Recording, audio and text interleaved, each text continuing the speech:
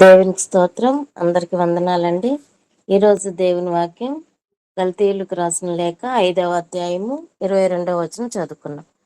అయితే ఆత్మఫలం ఏమనగా ప్రేమ, సంతోషము, సమాధానము, దీర్ఘశాంతము, దయాళుత్వము, మంచితనము, విశ్వాసము, సాత్వికము, ఆశా నిగ్రహము. హల్లెలూయా. మన ప్రభువైన యేసుక్రీస్తు నామములో మీ అందరికీ వందనాలు తెలియజేస్తున్నాను. దేవుని వాక్యాన్ని ధ్యానించుకోక ముందు చిన్న ప్రార్థన చేసుకుందాం. పరిశుద్ధుడా, ప్రేమ కలిగిన తండ్రి, మీకు స్తోత్రం నాయనా. ఈ ఉదయకాల సమయంలో ప్రభా మేమందరం కూడా ఈ విధంగానైనా ఆన్లైన్లో తండ్రి కలుసుకొని ప్రభా ఇప్పటి వరకు పాటలు పాడుకున్నాం. అయితే తండ్రి, ఇప్పుడు ప్రాముఖ్యమైనటువంటి అంశానికి వచ్చిన్నాం తండ్రి. మీరు మాతో మాట్లాడుతున్న ప్రతి మాటను బట్టి మీకు వందనాలు తెలియజేస్తున్నాం. సహాయం దయచేయండి. ఈరోజు ఆత్మ ఫలములో మొదటిదినైనా ప్రేమ గురించి ధ్యానించుకోబోతుండగా తగినటువంటి జ్ఞానం మీరు నాకు దయచేయండి. అదేవిధంగా వింటున్న ప్రతి ఒక్కరు కూడా శ్రద్ధగా వినడానికి సహాయం దయచేయండి. నిద్ర మత్తుల నుంచి ప్రభువా బయటకు వచ్చినైనా చక్కగా వాక్యాన్ని వినడానికి అందరికీ మీ కృప ఉంచమని విజ్ఞాపన చేస్తున్నాను. మీకు స్తోత్రములు తండ్రి. చేరివచ్చిన ప్రతి ఒక్కరిని బట్టి మీకు వందనాలు తెలియజేస్తున్నాను. వారి వారి కుటుంబాలను మీరు జ్ఞాపకం చేసుకొని దీవించండి. ఈ ఉదయకాలపు దీవెనలు దయచేయండి. అనారోగ్యంగా ఉన్నవారికి ఆరోగ్యము దయచేయమని ప్రార్థన చేస్తున్నాను.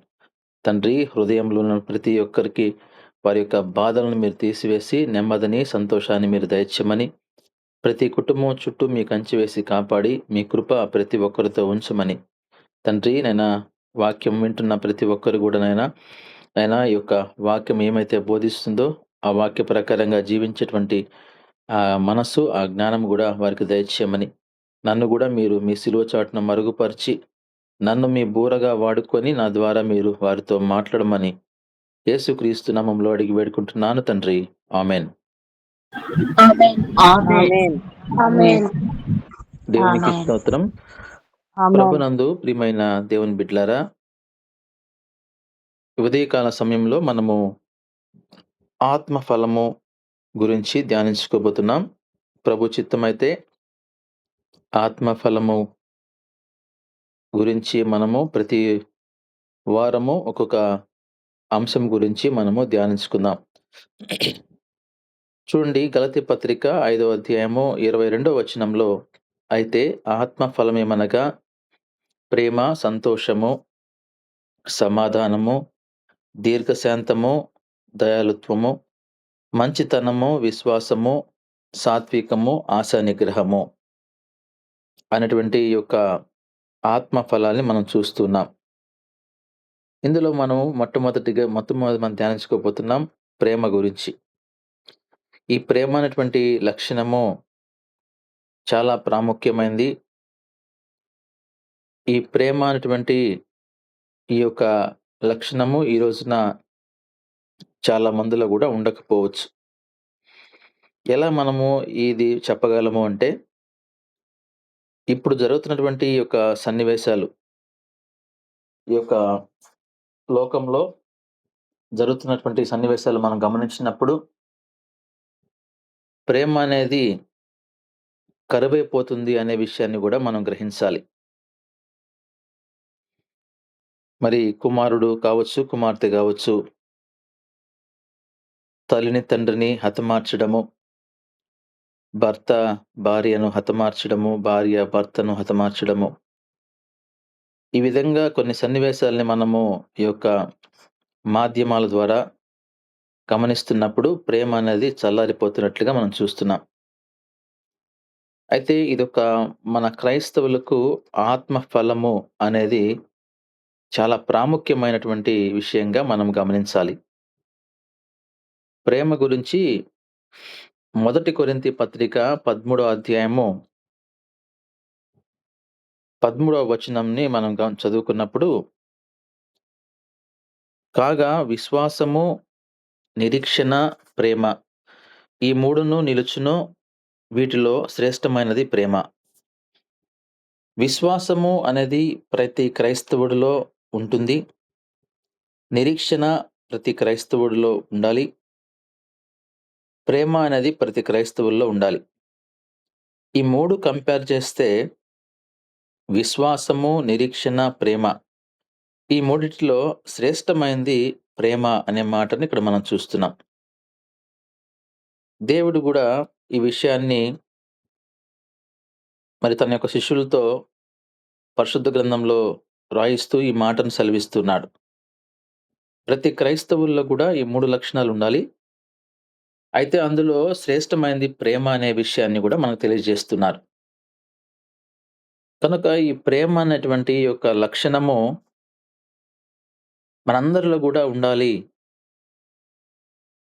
అయితే మనము ఈ రోజున కొన్ని రకాలైన ప్రేమల గురించి మనము చూద్దాము. అనేక రకాలైన ప్రేమ గురించి మనకు పరిశుద్ధ గ్రంథంలో దేవుడు రాయించాడు గానీ, అందులో నుంచి నేను కొన్ని మాత్రమే చెప్పగలను సమయాన్ని బట్టి. మొట్టమొదటిగా మనం చూసినప్పుడు ఆదాము, అవ్వ ప్రేమ విషయాన్ని గమనిస్తే ఆదికాండము 3 అధ్యాయము 6, 7 వచనాలు మనం గమనించినప్పుడు ఆ స్త్రీ ఆ వృక్షము ఆహారమునకు మంచిదియు, కన్నులకు అందమైనదియు, వివేకమిచ్చు రమ్యమైనదియునై యుండుట చూచినప్పుడు, ఆమె దాని ఫలములలో కొన్ని తీసుకొని తిని, తనతో పాటు తన భర్తకును ఇచ్చెను. అతడు కూడా తినెను. అప్పుడు వారిద్దరు కన్నులు తెరవబడెను. వారు తాము దిగంబరులమని తెలుసుకొని, అంజూరపు ఆకులు కుట్టి తమకు కచ్చడములను చేసుకొనిరి. ఇక్కడ హవ్వ గురించి మనం చూస్తున్నాము. ఆదాము గురించి చూస్తున్నాము.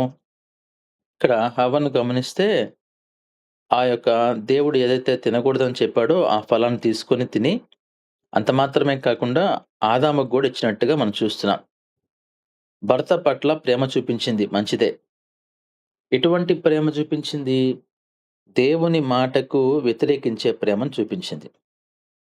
దేవుని మాటను వ్యతిరేకించమని మరి భర్తతో చూపిస్తున్న ప్రేమను ఇక్కడ మనం గమనిస్తున్నాము. అదే సమయంలో అది తినకూడదు అని చెప్పినటువంటి దేవుని మాటను తిరస్కరించి మరి ఆదాము గూడా తీసుకుంటున్నాడు అంటే, హవ్వ ఆదాముకి ఇస్తుందంటే, పాపాన్ని ప్రేరేపిస్తున్నట్టు ఇక్కడ మనం చూస్తున్నాం. ఈ ప్రేమ చాలా వాక్య ప్రకారంగా ఈ ప్రేమ చాలా భయంకరమైంది. అదే సమయంలో నరకానికి దారితీస్తుంది. పాపానికి దారితీస్తుంది. కనుక ఈ ప్రేమను మనం గమనించినప్పుడు ఆదాము, అవ్వకు ఇద్దరు గూడా సాటి అయిన సహాయంగా దేవుడు ఏర్పాటు చేస్తే, సాటి అయిన సహాయాన్ని మరొక రూపంలో వాళ్ళు దాన్ని వినియోగించుకున్నట్టుగా ఇక్కడ మనం చూస్తున్నాం. ప్రభునందు ప్రియమైనటువంటి దేవుని బిడ్డలారా, మొట్టమొదటిలోనే ఆదాము, అవ్వ దేవుడు నిర్మించినప్పుడే వారి యొక్క మొదటి ప్రయాణంలోనే ఆ ప్రేమలో భర్త మధ్య ప్రేమలో కళంకము అనేది మనం చూస్తున్నాం. ఆ ప్రేమలో స్వచ్ఛత లేదు అనేది మనం చూస్తున్నాం. కనుక ఇక్కడ మనం గమనించినప్పుడు ఈ ప్రేమలో రకరకాల ప్రేమలు మనం చూస్తూ ఈ పరిశుద్ధ గ్రంథం ద్వారా మనం నేర్చుకోవాల్సిన వారమై ఉంటున్నాం. గమనించండి, రెండవదిగా మనం చూసినట్లయితే యోహాను సువార్త 3వ అధ్యాయము 16వ వచనంలో దేవుడు లోకమును ఎంతో ప్రేమించెను అనే మాట మనందరికీ తెలుసు. సండే స్కూల్ నుంచి కూడా ఈ వాక్యాన్ని మనం చదువుతూ ఉంటాం. ఈ వాక్య భాగాన్ని మనం గమనించినప్పుడు, కాగా ఆయన తన అద్వితీయ కుమారునిగా పుట్టిన వాని యందు విశ్వాసముంచు ప్రతివాడును నశింపక నిత్యజీవం పొందునట్లు ఆయనను అనుగ్రహించెను.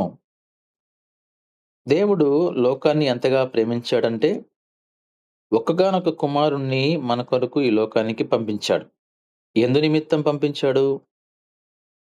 ఎవరైతే ఆయన యందు విశ్వాసం ఉంచుతారో వారు నశించిపోకుండా, అనగా వారు నరకానికి వెళ్ళకుండా వారికి నిత్య జీవము ఇవ్వాలంటే దేవుడు ఆ యేసుక్రీస్తు వారి లోకానికి రావాలి.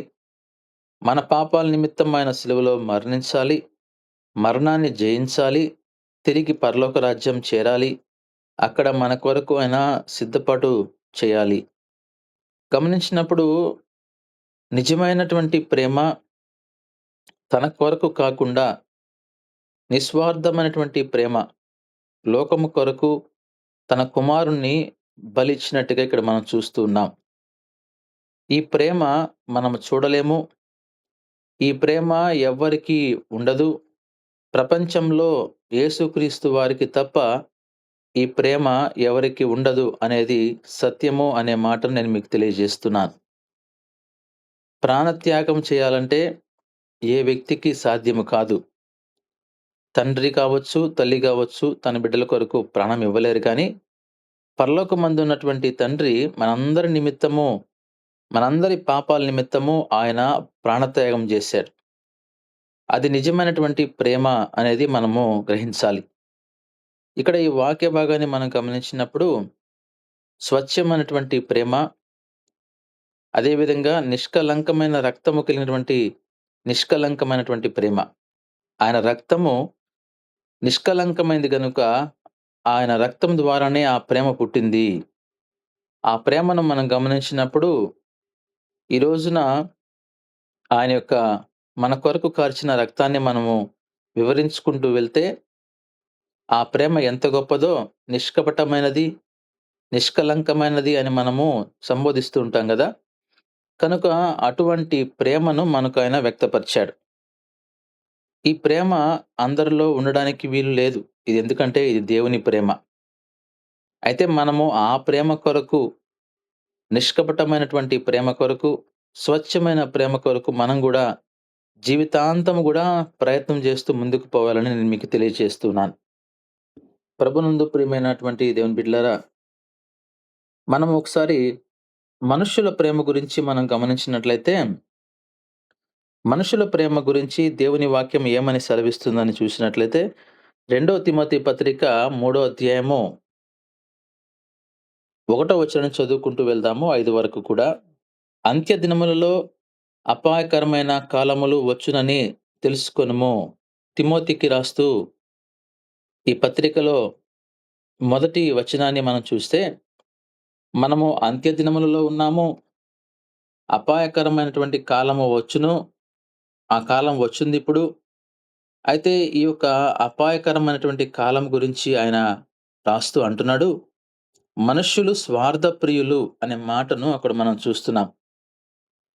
ఎప్పుడైతే ఈ యొక్క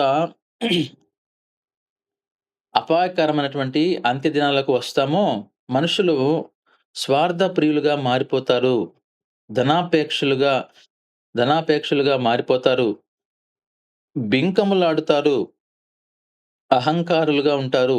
దూషకులుగా ఉంటారు. తల్లిదండ్రులకు అవిధేయులుగా ఉంటారు. కృతజ్ఞత లేనివారుగా ఉంటారు. అపవిత్రులుగా ఉంటారు.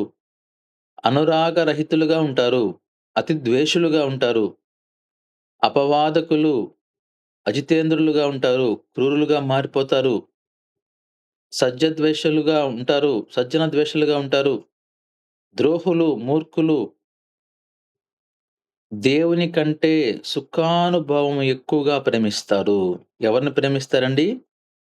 ఇవన్నీ కలిగి జీవిస్తూ దేవుని కంటే గూడా సుఖాన్ని ఎక్కువ ప్రేమిస్తారు.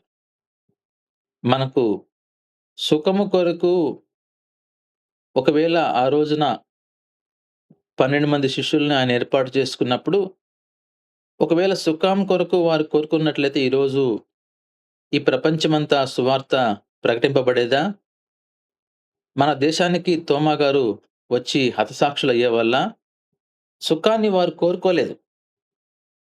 కానీ ఈ అంత్య దినాల్లో మనుషుల యొక్క ఆలోచన గావచ్చు, మనుషుల యొక్క తత్వము ఎలా మారిపోతుందంటే, ఇన్ని రకాల క్వాలిటీస్ ఇచ్చాడు దేవుడు.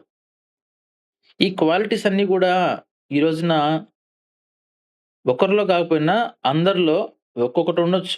లేపోతే కొందరిలో 2, 3 ఉండొచ్చు. గమనించండి. కనుక ఇటువంటి లక్షణాలు దేవుడు ఎప్పుడో రాసించాడు. ఈ రోజున మనం ఇలాంటి లక్షణాలు చూసినప్పుడు ఆశ్చర్యపోతామేమో కానీ, దేవుడు ఈ విషయాల్ని తన శిష్యుల ద్వారా ఆ రోజుల్లోనే రాయించాడు. రాబోయేటువంటి రోజుల్లో ఇలాంటి ఈ విధంగా మనుషులు మారిపోతారు. మనుషుల యొక్క ప్రవర్తన, ఆలోచన వారు అన్నీ గూడా ఈ విధంగా సాతానుడుకు సంబంధించినటువంటి లక్షణాలు కలిగి ఉంటారనే విషయాన్ని దేవుడు ముందుగానే రాయించాడు. ప్రభునందు ప్రియమైన దేవుని బిడ్డలారా, ఇటువంటి ప్రేమను మనం కలిగి ఉన్నామేమో ఒకసారి ఆలోచించుకోవాలి. నీ ప్రేమ దేవుని వాక్యము చెప్తున్నట్లుగా అంత్య దినాలలో, అపాయకరమైనటువంటి కాలములో ఒకవేళ మన ప్రేమ ఆ స్వచ్ఛత మారిపోయిందా? మన ప్రేమలో కళంకం అనేది ఏర్పడిపోయిందా? స్వార్థ ప్రియుడిగా అయిపోయున్నావా? తల్లిదండ్రులకి అవిధేయులుగా ఉన్నావా? కృతజ్ఞత లేకుండా జీవిస్తున్నావా? దేవుడు నిన్ను ప్రేమిస్తున్నాడు. నువ్వు దేవుడిని ప్రేమించలేకపోతున్నావు. అంటే నీలో కృతజ్ఞత లేదు. దేవుడు నీ కొరకు శిలువ త్యాగం చేశాడు. దేవుని కొరకు నువ్వు కొంత సమయాన్ని గూడా వెచ్చించలేకపోతున్నావు. నీలో ప్రేమ లేదు. సంఘ కాపరి నీ కొరకు ఎంతో ప్రయాసపడి, నీ కొరకు ప్రార్థన చేస్తూ, నీ కొరకు దేవుని వాక్యాన్ని అందించడానికి సిద్ధపాటు కలిగి వచ్చి నీకు బోధిస్తున్న సమయంలో, నీ గురించి, నీ కుటుంబం గురించి ప్రార్థన చేస్తున్న సమయంలో, తిరిగి సంఘ కాపరి పట్ల నువ్వు ఎలా ఉంటున్నావు? కృతజ్ఞత కలిగి ఉంటున్నావా? ఇవన్నీ మనము ఒకసారి ఆలోచించుకోవాలి. స్వార్థ ప్రియులుగా ఉన్నారేమో! డబ్బుని ప్రేమిస్తున్నారు. ఇటువంటి ప్రేమ అనేది మనం ఇక్కడ మనుషుల గురించి ఆయన రాయించాడు. ఇది సత్యం కాదంటారా? ఆలోచించండి. దేవుని మాట ఎప్పుడు గూడా సత్యము అనే విషయాన్ని గ్రహించాలి. అయితే మన యొక్క వేషధారణను బట్టి ఇతరుల ముందు మనం అలా ఉంటాం గానీ, మన లోపల, మన హృదయంలో ఎలాంటి ప్రేమలు కలిగి ఉన్నాము అనేది గూడా మనం ఆలోచించుకోవాలి. అదే విధంగా మరొక వాక్య భాగాన్ని మనం గమనించినప్పుడు, మార్కు సువార్త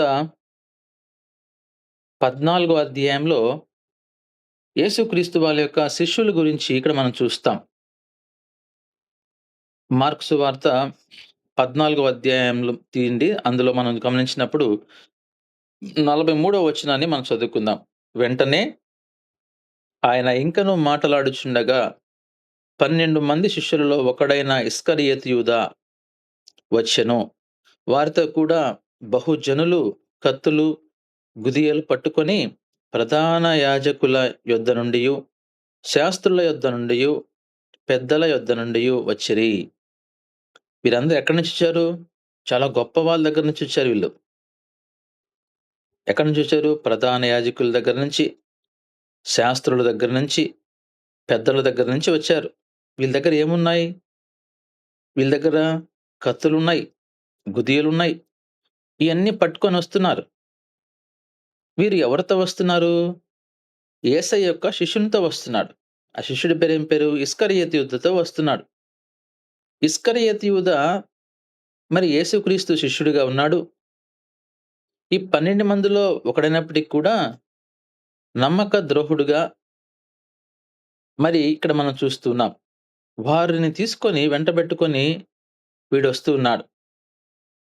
ఈ ఇస్కరియోతు యూదాని గమనించినప్పుడు వాక్య భాగం ఏమంటుందంటే, లూకాసు వార్త 22వ అధ్యాయంలో మనం గమనిస్తే, లూకాసు వార్త 22వ అధ్యాయాన్ని మనం గమనించినప్పుడు 3వ వచనంలో ఆ మాట చూడొచ్చు. అంతటా 12 మంది శిష్యులు సంఖ్యలో చేరిన ఇస్కరియోతు యూదా అనబడిన యూదాలో సాతాను ప్రవేశించెను. ఈ ఇస్కరియోతు యూదాలో ఏం ప్రవేశించింది? సాతానుడు ప్రవేశించాడు. ఈ సాతానుడు ఎప్పుడైతే ప్రవేశిస్తాడో, ఆ మనిషి యొక్క ప్రవర్తన మారిపోద్ది. కనుక ఈ రోజున మనము ఎటువంటి ప్రేమ కలిగి ఉన్నాము అనేది ఆలోచిస్తే, స్వచ్ఛమైన ప్రేమ, నిష్కళంకమైన ప్రేమ, నిస్వార్థమైన ప్రేమ కలిగి ఉన్నట్లయితే నీలో దేవుడున్నాడు. లేదు ఒకవేళ నీ ప్రేమ ఇస్కరియోతు యూదా లాంటి ప్రేమ కలిగి ఉన్నట్లయితే, వాక్యము చాలా స్పష్టంగా సెలవిస్తున్న విషయం ఏందంటే, మనలో సాతానుడు ప్రవేశించున్నాడు. మనలో సాతానుడు ప్రవేశించున్నాడు. కనుక ఎటువంటి ప్రేమ నువ్వు కలిగున్నావు? ఈ రోజున ఈ వాక్య భాగాన్ని మనం గమనించినప్పుడు, ఎప్పుడైతే ఇస్కరియోతు యూదా ఆ విధంగా అందరితో కలిసి వచ్చినప్పుడు ఆయన అంటున్నాడు, ఆయనను అప్పగించువాడు నేనెవరిని ముద్దు పెట్టుకొందునో ఆయనే ఆయనను పట్టుకొని భద్రముగా కాచి కా భద్రముగా కొనిపోవుడని వారికి గుర్తు చెప్పి ఉండెను. వాడు వచ్చి వెంటనే ఆయన వద్దకు పోయి, బోధకుడా అని చెప్పి ఆయనను ముద్దు పెట్టుకొనగా, వారు ఆయన మీద పడి ఆయనను పట్టుకొనిరి. వాళ్ళెవ్వరికీ తెలీదు యేసుక్రీస్తు వారెవరో. ఆయన ఒక చిన్న సిగ్నల్ ఇచ్చాడు వాళ్ళందరికి గూడా. ఏం జెప్పాడు? నేనెవరినైతే గట్టిగా పట్టుకొని ముద్దు పెట్టుకుంటానో అతనే యేసుక్రీస్తు. కనుక ఆయనను గట్టిగా పట్టుకొని మీరు వెంటనే జాగ్రత్తగా తీసుకుపోండి అని ఒక ముద్దు బెట్టాడు. ఆ ముద్దు చూడండి, గమనించండి. ప్రేమ కదా! అది గూడా ప్రేమే. కానీ ఎలాంటి ప్రేమ? అప్పగించేటువంటి ప్రేమ. ఈ అప్పగించే ప్రేమ గురించి మనము చూసినప్పుడు, యేసుక్రీస్తు శిష్యుల్లో వ్యక్తే ఈ రోజున మరి యేసుక్రీస్తు వారిని ఆ విధంగా ముద్దు పెట్టి అప్పగించాడు అంటే, ఈ రోజున మనం దాని అర్థమేంటి? వాక్యం వింటున్న మనలో గూడా ఇలాంటి కలంకమైన ప్రేమ ఉంది అనేది సత్యమండి. కనుక మాలో లేదు, మేమంతా గూడా చాలా మంచి ప్రేమ కలిగి జీవిస్తున్నాము అనంటే అది అబద్ధమే. ఉండొచ్చు అనడానికి కూడా సాదృశ్యం ఇది. యేసుక్రీస్తు వారు ఏ విధంగా అయితే ఆ రోజున 12 మంది శిష్యులను ఆయన ప్రేమించి, ఎన్నో విధాలుగా ఆయన రకరకాల బోధలు చేసినప్పటికి కూడా వాళ్ళ ప్రవర్తన మారలేదంటే, వారి యొక్క మనసులో ఉన్నటువంటి ఆ యొక్క ప్రవర్తన ఒకరోజు బయటపడిందంటే, సాతానుడిని వాళ్ళు దేవుని దగ్గర ఉన్నప్పటికి కూడా, యేసుక్రీస్తు యొక్క బోధలు వింటున్నప్పటికి కూడా, సాతానుడిని అనుసరించారు. సాతానుడిని అనుసరించారు గాబట్టే, సాతానుడు వాళ్ళలోకి ప్రవేశించాడు. ఇస్కరియోతు యూదాలోకి సాతానుడు ప్రవేశించాడు గనక, ఈ రోజున దేవుడిని యేసుక్రీస్తు వారిని అప్పగించేటువంటి స్థాయికి వెళ్ళాడు అంటే, ఒక ముద్దు పెట్టి మరి అప్పగించాడంటే, ఎలాంటి ప్రేమ మరి ఇస్కరియోతు యూదా కలిగున్నాడు? ఈ రోజున దీన్ని బట్టి చూసినప్పుడు, మనం వాక్యం వింటున్నప్పటికీ మనలో కలంకమైనటువంటి ప్రేమ, కపటమైన ప్రేమ మనలో లేదంటారా? ఉండొచ్చు. అందరిలో లేకపోయినా కొందరిలో ఉండొచ్చు అనే విషయాన్ని ఇక్కడ మనం తెలుసుకోవాలి. ఇలాంటి ప్రేమ కలిగి జీవిస్తున్నటువంటి వారందరూ గూడా ఒక రోజున ఇస్కరియోతు యూదా లాంటి శిక్ష వారు గూడా అనుభవిస్తారు. ఎందుకంటే ఇస్కరియోతు యూదా మరి శిక్ష అనుభవించలేదా? దేవుని మాటలు విని యేసుక్రీస్తు వారిని అప్పగించినప్పుడు మరి శిక్ష దేవుడు ఇస్కరియోతు యూదాకి ఇవ్వలేదా? ధనాపేక్ష కలిగినటువంటి ప్రేమది. డబ్బుకు ఆశించాడు. 30 వెండి నాణాలకు ఆశించాడు. అదే సమయంలో ఒక కపటమైన ముద్దు బెట్టాడు. ఇది గూడా ప్రేమే. ఇది ప్రేమ కాదు అనడానికి లేదు. ఇది గూడా ప్రేమే. అయితే ఆ ప్రేమలో ఏముంది? కలంకమైనటువంటి ప్రేమ కలిగి జీవిస్తున్నాడు ఇస్కరియోతు యూదా. ప్రభునందు ప్రియమైన దేవుని బిడ్డలారా, దేవుడు ఇవన్నీ గూడా మనకు పొందుపరిచాడంటే, పరిశుద్ధ గ్రంథంలో మంచివి, చెడ్డవి, పాపము గురించి రాయించాడు. పవిత్రత గురించి రాయించాడు. అబద్ధం చెప్పేవారి గురించి రాయించాడు. అబద్ధం చెప్పకుండా దేవుని కొరకు జీవించిన వారి గురించి రాయించాడు. ఇశ్రాయేలు జనాంగము దేవుని మాటను ఉల్లంఘిస్తూ, దేవునికి వ్యతిరేకంగా ఉంటూ, ఆయన క్షణికమైన సంతోషం కొరకు ఆ సంతోషాన్ని అనుభవిస్తూ, మళ్ళీ దేవుణ్ణి తిడుతూ వాళ్ళ గురించి రాయించాడు. మోషే, యెహోషువ లాంటి నాయకుల గురించి రాయించాడు. అంటే అర్థమేంటి? ఆయన ఏది గూడా దాచిపెట్టలేదు. మన దేవుడు ఎంత గొప్పవాడు. కనుక అవి మనం చదివినప్పుడు, ఓహో! ఇలాంటి వారు కూడా ఉంటారు అనే విషయాన్ని మనం గ్రహించాలి. చూడండి, మరొక వాక్య భాగం చదువుతాను. లూకా సువార్త 15వ అధ్యాయము 18వ వచనాన్ని మనం గమనించినప్పుడు, ఇక్కడ ఒక తండ్రికి ఇద్దరు కుమారులున్నారు. ఇద్దరు కుమారుల్లో చిన్న కుమారుడు ఆస్తి కోసంగా నాకు ఆస్తంతా పంచివ్వమని చెప్పినప్పుడు, తండ్రి కుమారుడిని కాదనలేక అంత ఆస్తిని పంచిచ్చిన తర్వాత, ఒకానొక రోజున ఆ డబ్బంతా ఖర్చయిపోయిన తర్వాత తిండి సరిగ్గా దొరకనప్పుడు, తింటున్నటువంటి పొట్టును తింటూ అప్పుడు అనుకుంటున్నాడు, నేను లేచి నా తండ్రి వద్దకు వెళ్తాను. నేను పరలోకమునకు విరోధముగాను నీ ఎదుట నేను పాపం చేశానని చెప్తాను. ఇక మీదట నీ కుమారుణ్ణి అని అనిపించుకొనుటకు యోగ్యుడిని కాను. నన్ను నీ కూలివానిలో ఒకనిగా పెట్టుకో అని చెప్తాననేటువంటి విషయాన్ని చెప్తూ మనసులో అనుకుంటూ చిన్న కుమారుడు వెళ్తాడు తండ్రి వద్దకు. ఇది మనందరికి తెలుసు. తప్పిపోయినటువంటి కుమారుని యొక్క కథ. Prodigal sun. ఇక్కడ మనం చూసినప్పుడు వాడింకా దూరముగా ఉన్నప్పుడు తండ్రి వానిని చూచి, ఎప్పుడైతే ఆ చిన్న కుమారుడు ఇంటికి వస్తూ ఉన్నాడో, తండ్రి దూరం నుంచి వాడిని చూచి కనికరపడి, ఈ ప్రేమ గమనించండి. కనికర పడేటువంటి ప్రేమ. పరిగెత్తి వాని మెడ మీద పడి ముద్దు పెట్టుకున్నాడు. ఇది గూడా ముద్దే. కానీ ఎటువంటి ప్రేమ? కనికర పడేటువంటి ప్రేమ. పరిగెత్తుకొని మెడ మీద పడి ముద్దు పెట్టుకున్నటువంటి పవిత్రమైనటువంటి ప్రేమ ఇది. ఇది తండ్రికి, కుమారులకు మధ్య ఉంటది ప్రేమ. తల్లికి, కుమారులకు మధ్య, బిడ్డలకు మధ్య. కుమారులను కాదు గానీ బిడ్డలకు మధ్య ప్రేమ. ఈ ప్రేమ చాలా పవిత్రంగా ఉంటుంది. ఎందుకంటే తల్లి తన గర్భంలో ఆ బిడ్డను మోసి కనుంటుంది కాబట్టి ఆ ప్రేమ. తండ్రి తనకు పుట్టిన బిడ్డ కాబట్టి ఆ ప్రేమను చూపిస్తారు. ఆ మెడ మీద పడి ముద్దు పెట్టినట్టుగా మనం చూస్తున్నాం. అంత మాత్రమేనా? అప్పుడు ఆ కుమారుడు అతనితో కూడా, తండ్రి నేను పరలోకమునకు విరోధముగా నీ ఎదుట పాపం చేసితిని. ఇక మీదట నీ కుమారుడని అనిపించుకొనుటకు యోగ్యుడను కానని చెప్పగా, అయితే తండ్రి తన దాసులను చూచి ప్రశస్త వస్త్రము త్వరగా తేండి అని చెప్పాడు. వీనికి కట్టండి. ఎటువంటిది? మంచిది. ఏదో పాత గుడ్డలు వస్త్రాలు తెమ్మని చెప్పలేదు. ప్రశస్త వస్త్రం తీసుకొని రండి. వీనికి కట్టండి. వీని చేతికి ఉంగరం పెట్టండి. పాదములకు చెప్పులు తొడగండి. అంత మాత్రమేనా? కొరువిన దూడను తెచ్చి వధించండి. మనము తిని సంతోషించుదము. ఎందుకని? ఈయన కుమారుడు చనిపోయి బ్రతికాడు, తప్పిపోయి దొరికాడు. అంతట వారు సంతోషించిరి. ఎంత గొప్ప విషయమండి. ఎంత చక్కగా వివరించాడు పనివారికి. ఇదిగో ఈ నా కుమారుడు చనిపోయి మళ్ళీ బ్రతికాడు, తప్పిపోయి మరి దొరికాడు గనుక ఈ బిడ్డకు, నా బిడ్డకు పవిత్రమైనటువంటి ప్రేమను చూపిస్తూ అంటున్నాడు, ప్రశస్త వస్త్రాలు తెచ్చి త్వరగా వీనికి కట్టండి. చేతికి ఉంగరాన్ని పెట్టండి. పాదాలకు చెప్పులు తొడగండి. అంత మాత్రమేనా? అందరం కలిసి మంచి కొరువిన దూడను మనం వధించి తిందాం, సంతోషిద్దాము అనేటువంటి మాట ఇక్కడ చూస్తున్నాం. ఇది పవిత్రమైన ప్రేమ కాదా? ఈ పవిత్రమైన ప్రేమ ఎందుకని ఈరోజు మనలో ఉండడం లేదు? యేసుక్రీస్తు వారు మనకొక మార్గం చూపించాడు గదా! ఈ లోకంలో ఆయన జన్మించాడు. పశువుల పాకలో అంటేనే అక్కడ ఒక ప్రేమను మనం చూస్తాం.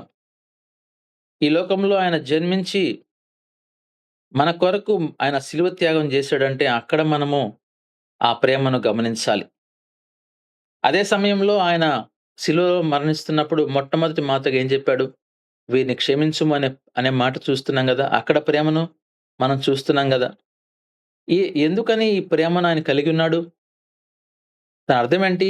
మనము ఆయన బిడ్డలుగా, ఆయన శిష్యులుగా మనం జీవిస్తున్నప్పుడు మనం గూడా అటువంటి ప్రేమ కలిగి జీవించాలి. అటువంటి ప్రేమ కలిగి మనం ముందుకు వెళ్ళాలి. ఈ రోజున మనం గమనించినప్పుడు దేవుని వాక్యం మనకేమని బోధిస్తుందంటే, నన్ను ప్రేమించువారు నేను ప్రేమిస్తాను అంటున్నాడు. ఆయన ఎటువంటి ఎటువంటిది ఆశించకుండా ఈ లోకానికి వచ్చి మన కొరకు సిలువలో మరణించి ఆయన ప్రేమను వ్యక్తపరిచాడు. ఈరోజు మనము తిరిగి ఆయన ఎందుకు ప్రేమించలేకపోతున్నాము? ఈరోజు మనము ఎందుకని మన సంఘాన్ని మనము బాగు చేసుకోలేకపోతున్నాము? ఎందుకని మనం ఈ రోజున కొన్ని సందర్భాల్లో మన కుటుంబాన్ని మనము విడిచిపెట్టి మన కుటుంబాన్ని బాగు చేసుకోలేకపోతున్నాము? ప్రేమ మనలో లేదు. అందరి గురించి చెప్పేటువంటి మాటలు కాదండి ఇవి. కొందరి గురించి మాత్రమే. కొందరు చక్కగా దేవునిలో జీవించే వాళ్ళున్నారు. సంఘాన్ని ప్రేమించేవారున్నారు. కుటుంబాన్ని ప్రేమించేవారున్నారు. వారి గురించి మాట్లాడడం లేదు కానీ, ఇక్కడ మనం చూసినప్పుడు చిన్న కుమారుడు తండ్రి ఏ విధంగా ప్రేమించాడో మీరు గమనించారు గదా! ఇప్పుడు మనము చాలా విషయాలు మనం నేర్చుకున్నాం. ఈ ప్రేమ గురించి అనేక విషయాలున్నాయి. అయితే ఇక్కడ మనం గమనించినప్పుడు ఆదాము, హవ్వ మధ్య ప్రేమను గమనించాము. అదే సమయంలో మరి దేవుని ప్రేమ, నిస్వార్థమైన ప్రేమ గురించి మనం నేర్చుకున్నాము.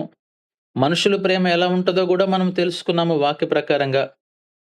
మరి దేవుని శిష్యుడే ఇస్కరియోతు యూదా ప్రేమ ఎలా ఉందో గూడా మనం నేర్చుకున్నామో, చిన్న కుమారుడికి చూపించినటువంటి తండ్రి ప్రేమ గురించి కూడా మనం నేర్చుకున్నాం. మరి ఈ ప్రేమలన్నీ మనం గమనించినప్పుడు దేవుని ప్రేమ కలిగి మనం జీవించాలి. చిన్న కుమారుడు తప్పిపోతే ఏ విధంగా అయితే తండ్రి చూపించాడో ఆ ప్రేమను మనం జీవించాలి. ఆ ప్రేమ కలిగి మనం జీవించాలని మనం నేర్చుకోవాలి ఈ రోజున.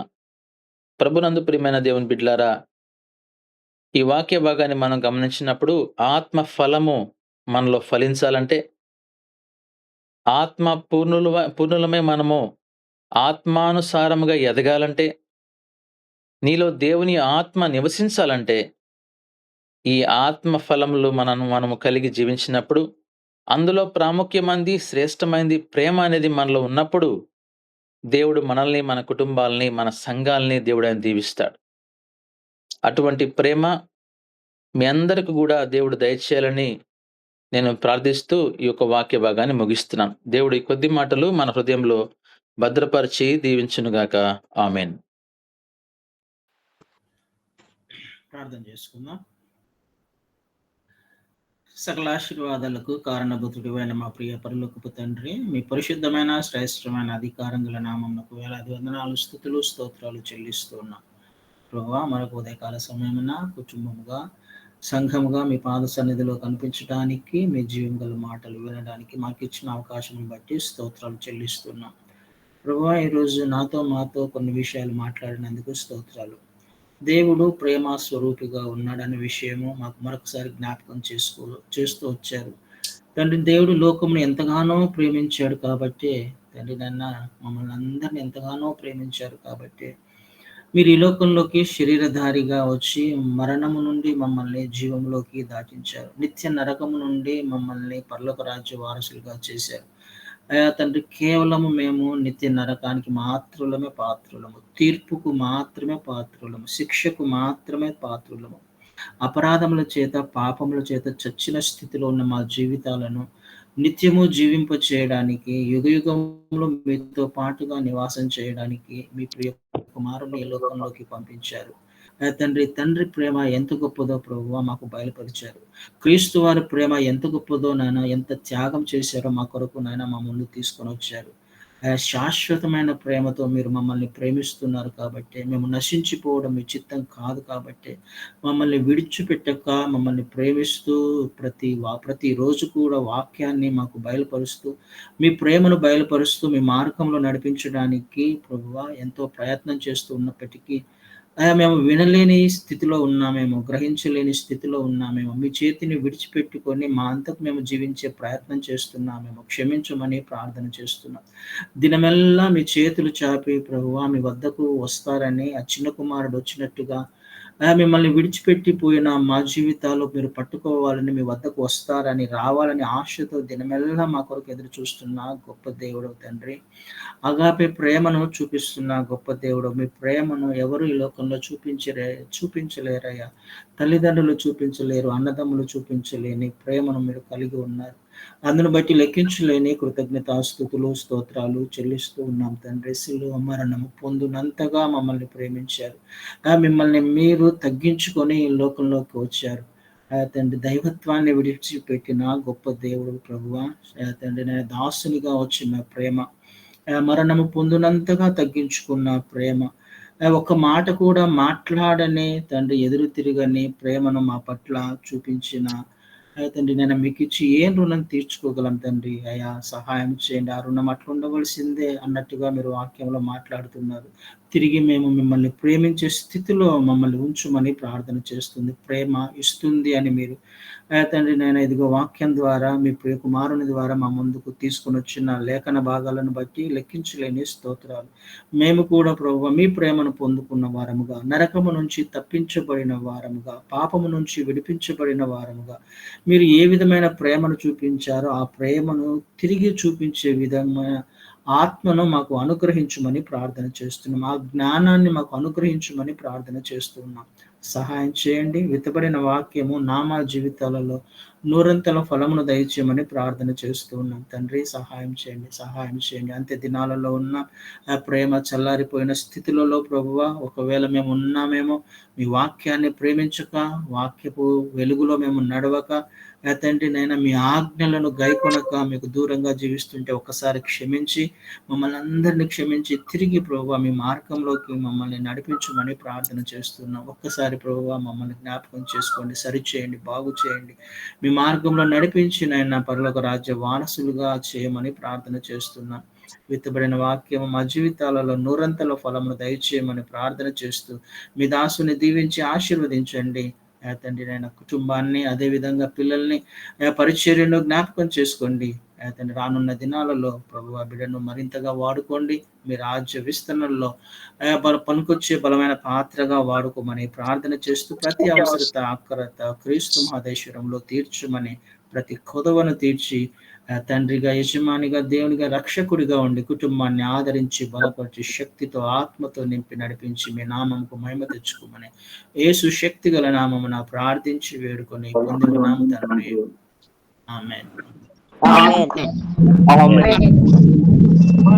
దేవునికి